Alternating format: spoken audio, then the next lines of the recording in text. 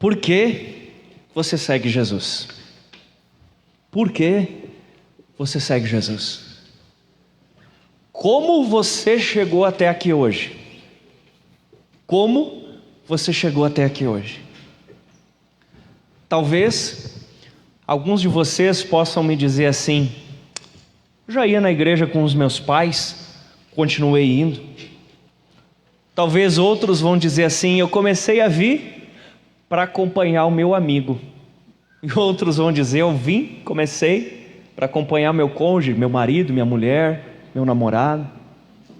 Talvez outros possam dizer tantas coisas, porém, para muitos de nós, a resposta seria: eu vim para procurar ajuda. Tem alguém aqui assim? Eu vim para procurar ajuda, porque boa parte de nós veio buscar Jesus como uma saída, como uma solução, para resolver algum problema. Talvez você veio porque estava em dívidas, ou porque estava doente. Talvez você veio por causa que estava prestes a acontecer um divórcio, estava com problemas no casamento, talvez problemas com os filhos. Muitos de nós estão aqui hoje porque estavam procurando uma ajuda, estavam procurando uma saída, é ou não é? Muitos de nós estão assim. Ou talvez você estava com algum vício e já tinha tentado de tudo e não sabia como mudar. E aí você procurou a igreja, procurou Jesus. Quem sabe você se sentia o problema. Talvez você estava ansioso ou com depressão. Talvez você estava sem conseguir enxergar um sentido na vida. Mas a verdade é que a maioria de nós veio até Jesus procurando saída. E o título da mensagem de hoje é: Jesus é a saída. Ops, a porta. Ops faz parte da mensagem, tá? Jesus é a saída. Ops, a porta. Porque embora boa parte de nós chegue até Ele procurando uma saída, em certo sentido Ele é mesmo uma saída, afinal de contas foi Ele que te livrou de tudo isso, foi Ele que te arrancou de tudo isso, foi Ele, ou ainda está te ajudando em relação a tudo isso. Ele não disse que era a saída, Ele disse: eu sou a porta. João 10, 9. E talvez essa porta realmente foi o lugar de onde você saiu daquela velha vida e entrou numa nova, ok? Porém o mesmo Jesus também disse em João 14,6: eu sou caminho. Logo, se Ele é uma porta e Ele é um caminho, Ele é uma entrada para algo diferente, um caminho que leva para algum lugar. O que são as portas? As portas são objetos delimitadores de espaços. Elas fazem a troca de ambientes. E quando você entrou pela porta que é Jesus, você deixou o império das trevas e você entrou no reino do Filho do seu amor. Pode dar uma glória a Deus? Aleluia. Embora muitos de nós o tenhamos procurado como uma saída, mais profundamente do que isso, Ele é uma entrada. Nós morávamos então nesse império das trevas que era regido pelo legalismo, pelo ódio, cujo déspota é Satanás. E agora entramos no reino do seu amor, que é regido por seus princípios. Princípios estes que encontramos na palavra de Deus. Se você quiser ler Colossenses capítulo 1, versículo 13, Colossenses capítulo 1, o verso 13. Colossenses 1, 13.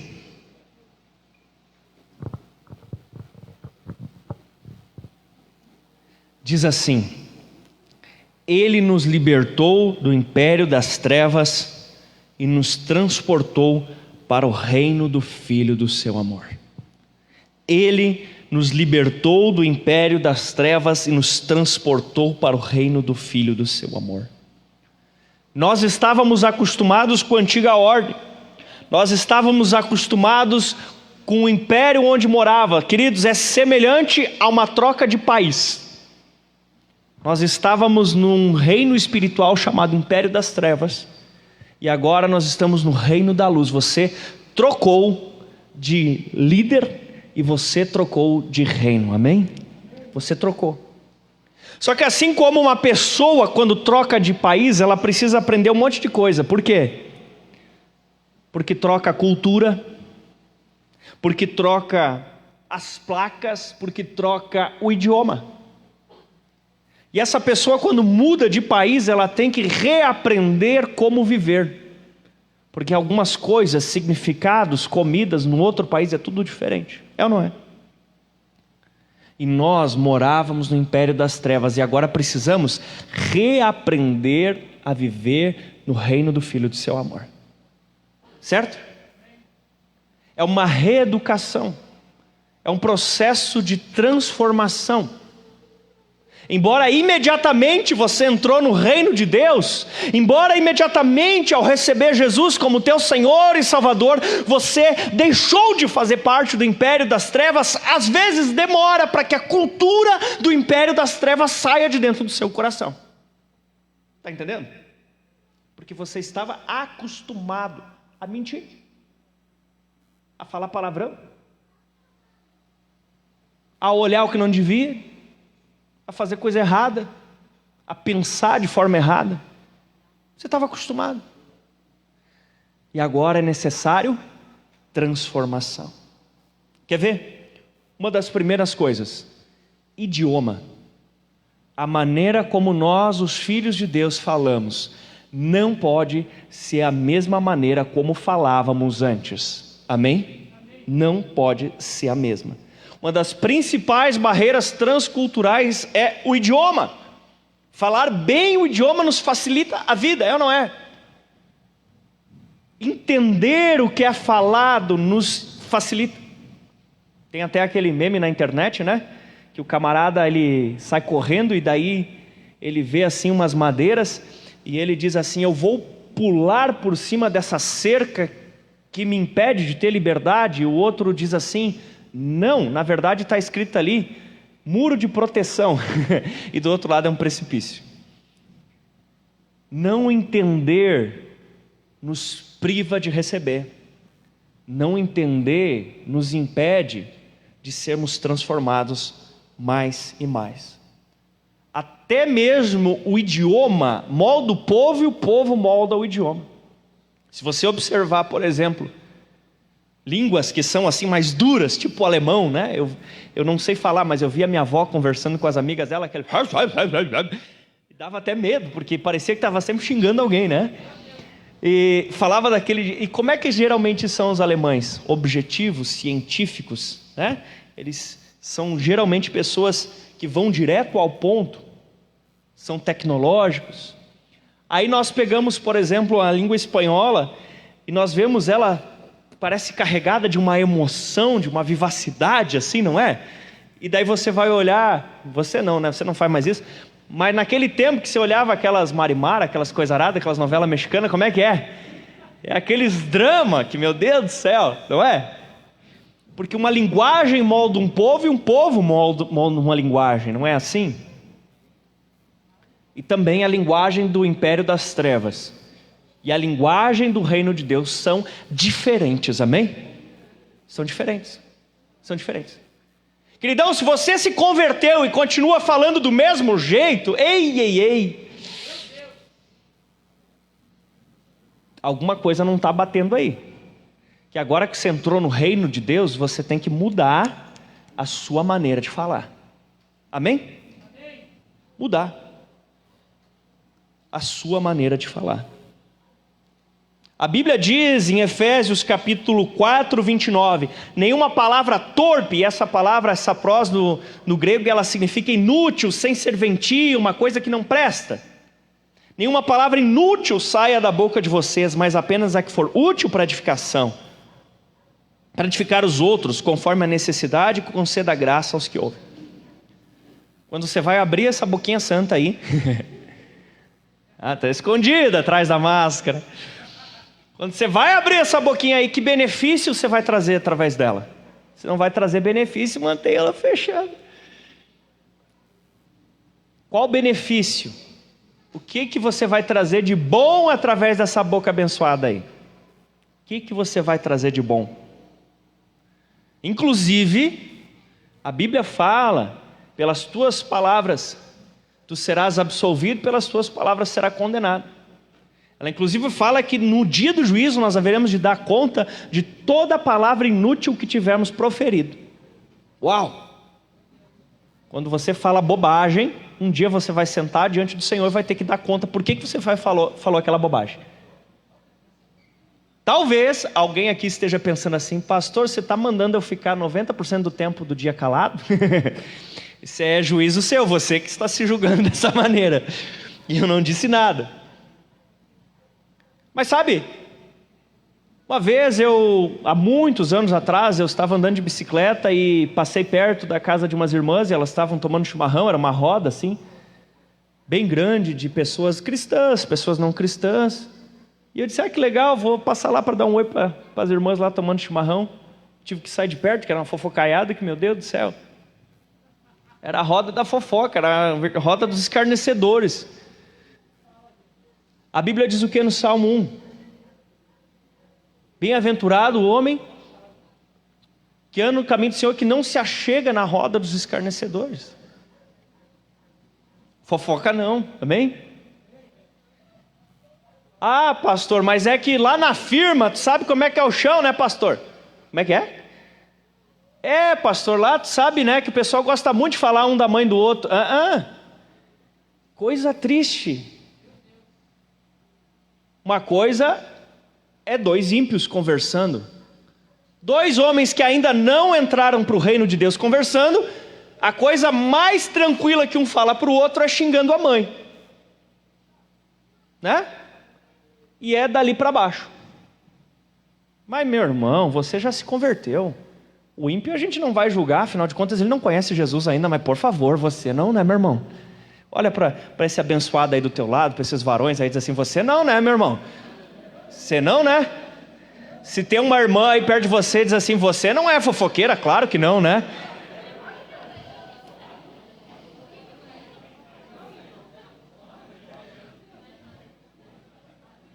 Ah, mas é para me enturmar. Meu irmão, lá no céu você não vai conseguir se enturmar com esse vocabulário.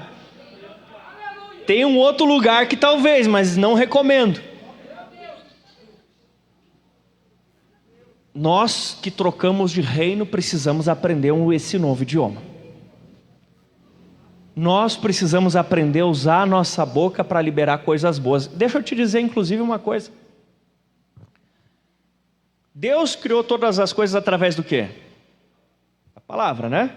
Exceto o homem que ele fez com a mão ali, soprou, mas o resto ele fez através da palavra. Aí o homem, imagem de Deus, fez o quê? Entregou a autoridade para Satanás. O que Jesus fez então? Foi lá e pegou a autoridade, se tornou um homem, pegou a autoridade de volta. Então a autoridade estava com Jesus. Mas Jesus voltou para o céu e disse que agora a igreja é o corpo dele. Se a autoridade estava na mão de Jesus e a igreja é o corpo dele, cadê a autoridade agora? Cadê? Está com a igreja. Nós, a igreja de Jesus, temos autoridade sobre a terra. E como filhos de Deus, o Deus que é criador, somos criativos. Nossas palavras, elas mudam dimensões espirituais. Aquilo que nós falamos transforma as regiões celestes e se materializa no mundo físico. As palavras da igreja têm alto poder. Por isso que o diabo gosta muito quando o crente fala bobagem. Porque é alguém que está segurando a autoridade sobre a terra e está declarando maldição.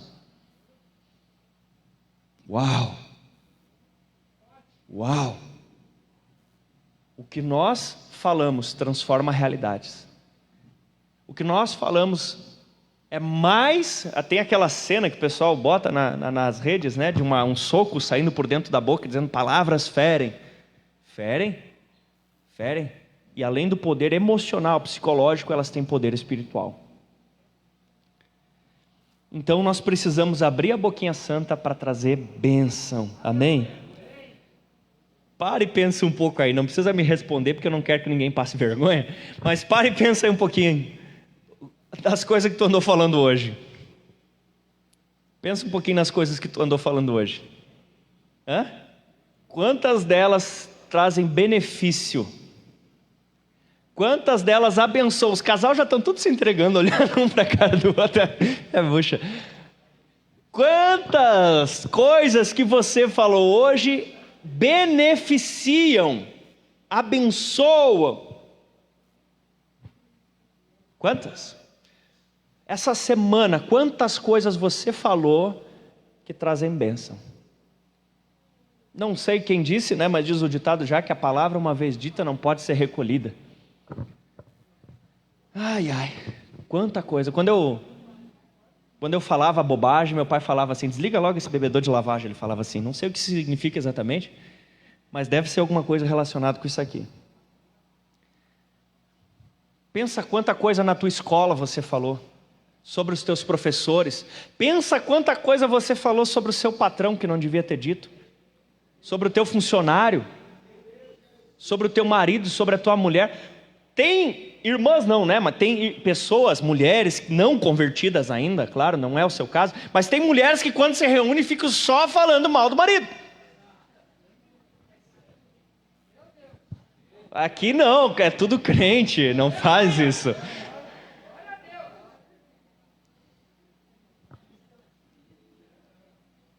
Tem irmão que quando se junta é só para falar do sumiço da mulher, da falta do comparecimento, e fica comentando.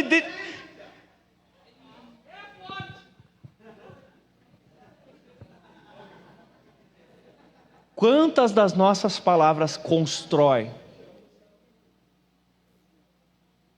Sabe, quantas vezes nós abençoamos, nós declaramos, nós liberamos.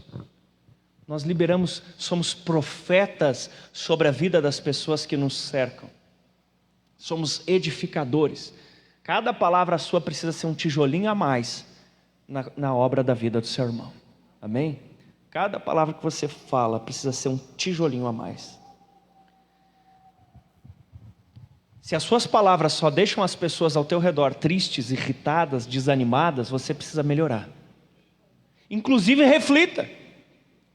Faça a lógica inversa. Se as pessoas ao seu redor sempre estão irritadas, tristes, desanimadas, será que porventura não é porque você chegou falando besteira?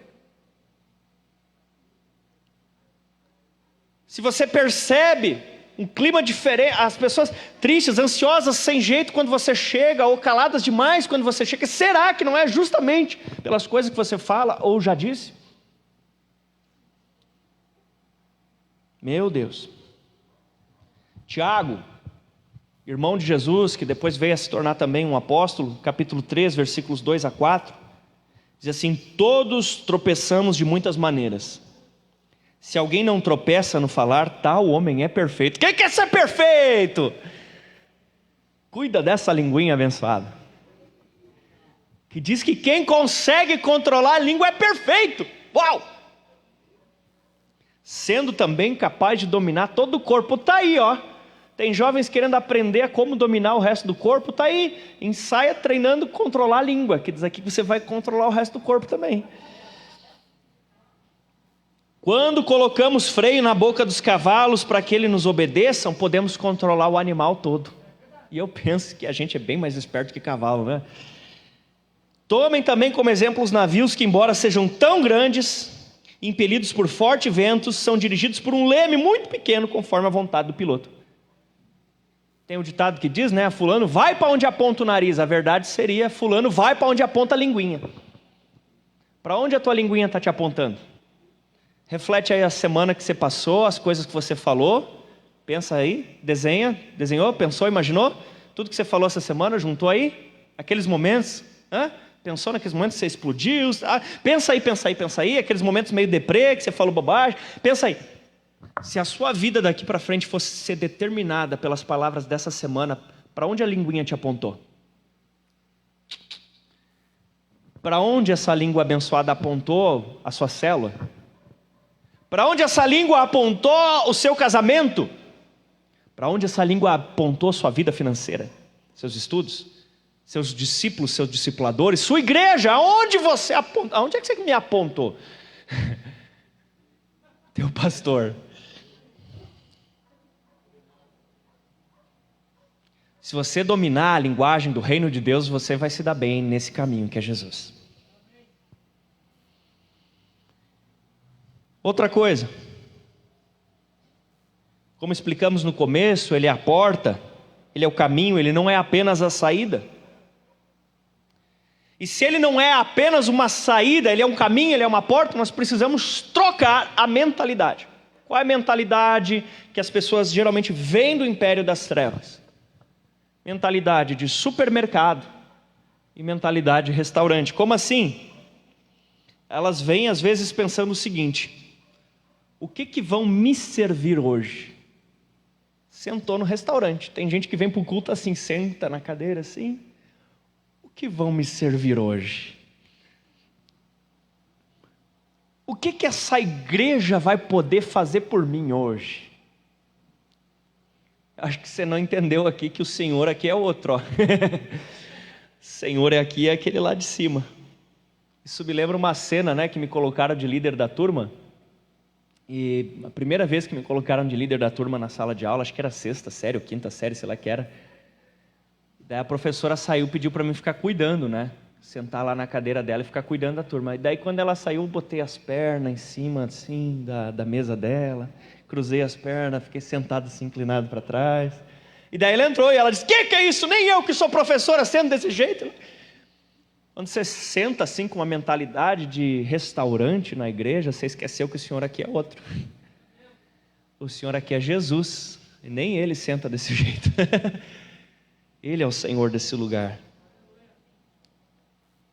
Aquela coisa do tipo assim: eu não gostei muito das músicas, eu achei sujo, eu não gostei muito da pregação.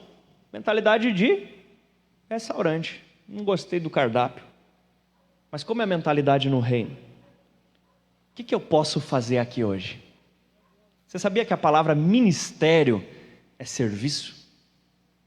E os irmãos perguntam um para o outro: de que ministério você é? Daí um diz Assembleia, Batista, não sei mais o quê. Sabe o que um está perguntando? Onde você serve?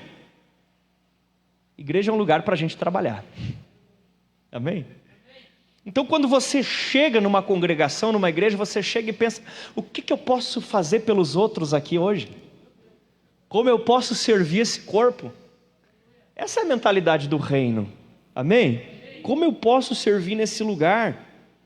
Começa a tocar as músicas e diz: que privilégio poder adorar junto com os meus irmãos. Achou alguma coisa suja, diz assim: olha que legal, uma oportunidade para mim servir, eu vou pedir se eu posso ajudar a limpar. Aí de repente não gostou do tema da mensagem, diz: uau, eu estou achando horrível esse tema. Deve ser porque eu estava precisando ouvir isso mesmo. Ou ainda aquela mentalidade de supermercado que a pessoa sai para buscar uma cura ali, uma profeciazinha ali, um sentimento de bem-estar acolá, e uma vez satisfeita ela vai embora e não dá mais as caras. Já viu gente assim? Que triste, né? Que bom que recebeu a cura, que bom que recebeu a profecia, que bom que se sentiu bem, mas pegou e foi embora. Você está achando que é supermercado? Não, meu amigo. Você que tem que ser o agente de milagres. Você que tem que ser a resposta para os próximos que entrar procurando uma saída, mostrando para eles a saída que é uma entrada. Deixa eu te dizer uma coisa.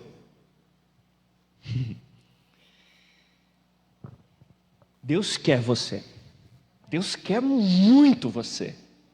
Deus deseja você. Deus quer salvar você. Deus quer morar eternamente no céu com você. Amém? Mas Ele não precisa de você. Ele não precisa de você. Se você não for para o céu, Ele vai continuar sendo Deus. Se você não vier no culto, Ele vai continuar sendo Deus. Não tem nada que você faça que vai mudar Ele. Então Ele quer muito você, Ele ama muito você, Ele deseja muito você, mas pare de se sentir a última bolachinha do pacote, pare de se sentir a Coca-Cola do deserto. Meu irmão, se você não vir, Ele continua sendo Deus. Não ache que a igreja gira ao redor do teu umbigo. A igreja gira ao redor de Cristo, Cristo que é o centro, Cristo que é Deus, e nós estamos aqui para trabalhar para Ele. Se não tivesse serviço para fazer, nós já podíamos tudo ser arrebatado e morar no céu. Para que ficar aqui? Tem serviço para fazer. Ele disse: a seara, a colheita é grande, mas os trabalhadores são poucos. Se o trabalhador é pouco, quer dizer que tem muito serviço. O que é o serviço? É gente que não está salva ainda. Aleluia, glória a Deus, aleluia. Por que vocês estão tímidos, gente? Dá glória a Deus aí. Oh, glória, tem serviço. Eu imaginava que vocês iam dar muito glória a Deus, porque eu sei que o caxiense gosta de trabalhar, né?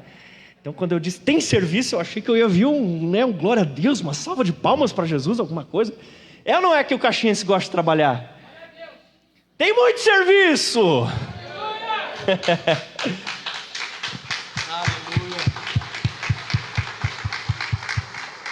Senão eu vou ter que mudar o que eu digo. Eu sempre digo por aí, eu digo, não, lá em Caxias o pessoal ama é trabalhar. O povo que gosta de trabalhar. E é verdade, vamos trabalhar para Jesus. Vamos ganhar vidas, vamos fazer a diferença. Deus muitas vezes gosta de fazer agrados para nós. Tanto que a Bíblia chega a dizer assim: agrada-te do Senhor e Ele satisfará os desejos do teu coração. Olha que delicinha. Agrada-te do Senhor. Mas se Ele não fizer nada do que você quer que Ele faça, Ele continua sendo Deus. Ele não tem obrigação nenhuma de te fazer paparico. Ele faz porque Ele quer. Nunca caia nessa de querer botar Deus na prensa, de querer espremer Deus no cantinho. E, meu irmão, você não sabe com quem você está mexendo? Não. Deus resolveu de livre e espontânea vontade se manifestar para você. Se Ele não tivesse te achado primeiro, você não achava Ele não. Ele que veio de encontro a nós. Ele que nos ofereceu a salvação de presente.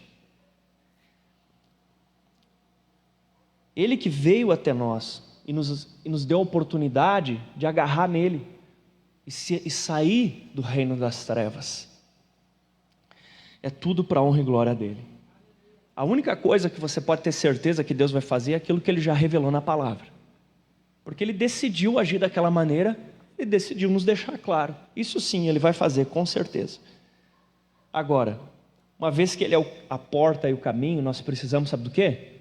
Perseverança.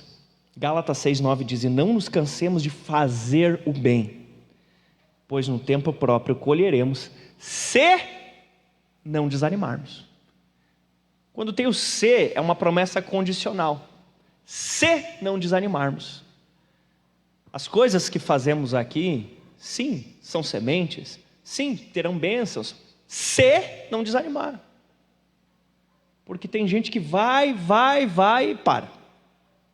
Quando está quase, para. Não desanime, não desista. Saiba que as coisas que você faz para Cristo ficam em Cristo. Ele sabe, Ele vê. Mesmo quando ninguém vê, mesmo quando ninguém enxerga. Talvez você diga, eu fiz, eu fui bom, eu me dediquei, mas ninguém valoriza, ninguém enxerga. Mas Deus está vendo. Você estava fazendo para os outros ou para Ele? Ele vê, Ele enxerga e é Ele que te recompensará. Coitado de você se fosse depender da minha recompensa.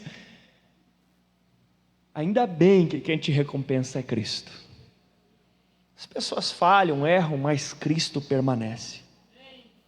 Estamos indo para o final. Nós falamos da linguagem, falamos de tudo isso, mas agora, fé.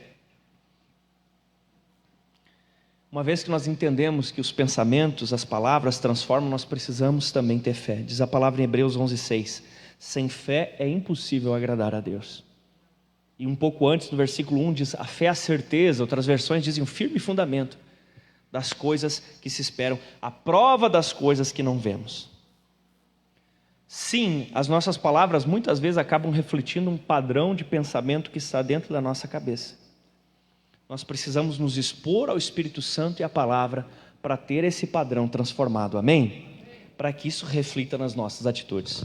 Romanos 12:2, você já está cansado de ouvir? E ele diz: não se amoldem ao padrão desse mundo, mas transformem-se pela renovação da sua mente, para que sejam capazes de experimentar e comprovar a boa, perfeita e agradável vontade de Deus. O mundo é como uma forma, e se você larga a massa do pão dentro da forma, o que ela faz? Ela assume a forma da forma.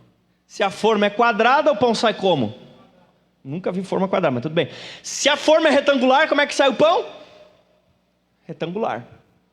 Se a forma é redonda, o pão sai. Sabe o que você tem que fazer para ser mundano? Que é a receita para ser alguém mundano? Nada. Nada. É só se largar. É só ser molenga. Se solta, se joga. E automaticamente o fluxo natural da carne da velha criatura vai se conformar com esse mundo. Você vai ficar igualzinho a quem mora no império das trevas. Nada. Ah, mas eu não quero fazer nada. Vai ficar igual a todo mundo. Mas aqui diz: transformem-se pela renovação da vossa mente. E eu gosto desse transformem-se, que a raiz aqui usada no texto na língua original é a mesma quando Jesus é transfigurado, que ele aparece numa forma divina. A sua mente humana tem que ser transformada em uma forma divina. Os seus pensamentos, as suas atitudes, o seu jeito precisa ser transformado. Nós não podemos ser como aquela geração de espias. Números 14:37 diz: esses homens responsáveis por espalhar o relatório negativo sobre a terra morreram subitamente de praga diante do Senhor. Deixa eu te contar bem rapidinho essa história. Deus tinha prometido Canaã para ser conquistada pelo povo de Deus. E eles iriam lá e conquistariam. Então Moisés pega 12 príncipes, 12 Nadig, príncipes guerreiros, representantes, líderes, um de cada tribo, como se fosse um de cada estado. E ele diz: Deus prometeu dar essa terra, Deus disse que a terra é nossa, vão lá e dão uma olhada. Os 12 vão, olham e voltam. E 10 daqueles líderes dizem: sabe o quê? Nós vamos tudo é morrer. Parecia o bonequinho da Era do Gelo, né? Nós vamos morrer, nós vamos morrer. E daí vem o Josué e o Caleb e falam: nós vamos viver, nós vamos viver. Porque 2 eram diferentes, 2 diziam: não, subamos e conquistamos aquela terra. Josué e Caleb, eles pensavam: se Deus prometeu, já é uma realidade, porque a fé é a certeza do que se espera. O que esperava? Conquistar a terra. Josué e Caleb tinham certeza. Deus prometeu, a terra já é minha. E Josué e Caleb foram para cima como se a terra já tivesse sido conquistada. Os 10 não. Os 10 disseram: nós vamos morrer. Nós vamos morrer. E aí Deus olha e diz: tá, se é isso que vocês querem, morre então. Eles morreram. O que eles falaram? Eu morrer. O que aconteceu com eles? Morrer. O que Josué e Caleb falaram que iam? Conquistar. O que aconteceu com Josué e Caleb? Conquistaram. Porque o que eles falavam estava de acordo com o que Deus tinha falado. Tá? Não é falar qualquer coisa. O que eles falavam estava alinhado com o que Deus tinha falado. O que eles pensavam, os 10 disseram assim: a gente se viu como gafanhoto. O que os 2 falaram? Eia, subamos. Pensamentos. Só que o caro dessa história não foi que os 10 morreram. Foi que os 10 fizeram 2,5 milhões de pessoas caminhar 40 anos em círculo no deserto.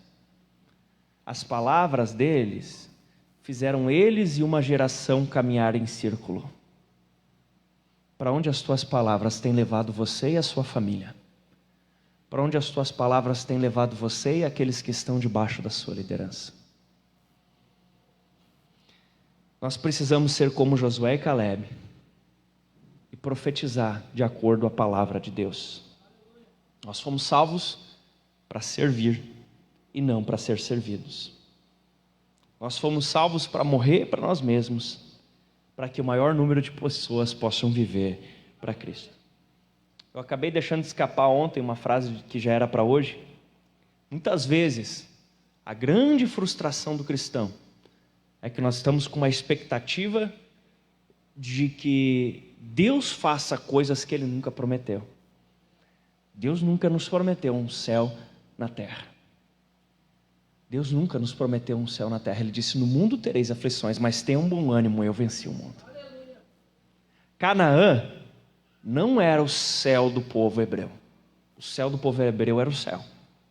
Canaã é o que nós comparamos com uma vida cristã vitoriosa, que ainda tinha suas lutas, seus desafios, mas era a terra da promessa que mana leite e mel.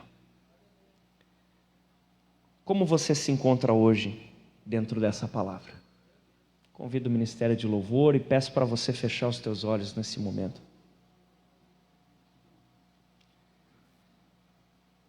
Essas palavras que você escutou mexeram contigo? Porventura, até então, você estava talvez olhando para Jesus só como uma saída?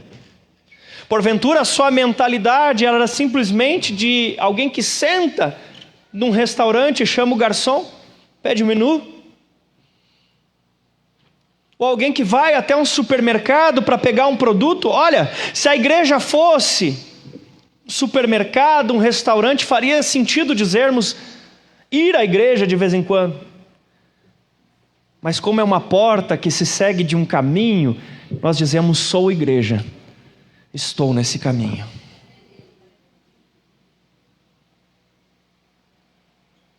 Você hoje teve um reflexo de como seria a sua vida se fosse dirigida pelas palavras dessa semana. Será que não está na hora de mudar essas palavras? Será que não está na hora de mudar esse jeito de falar?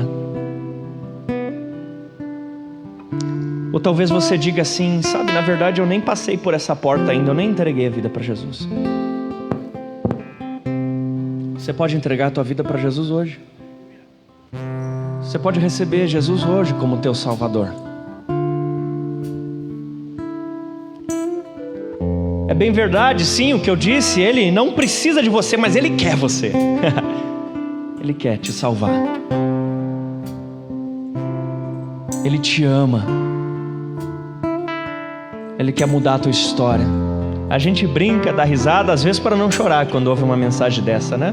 Mas pode chorar agora. Quero chamar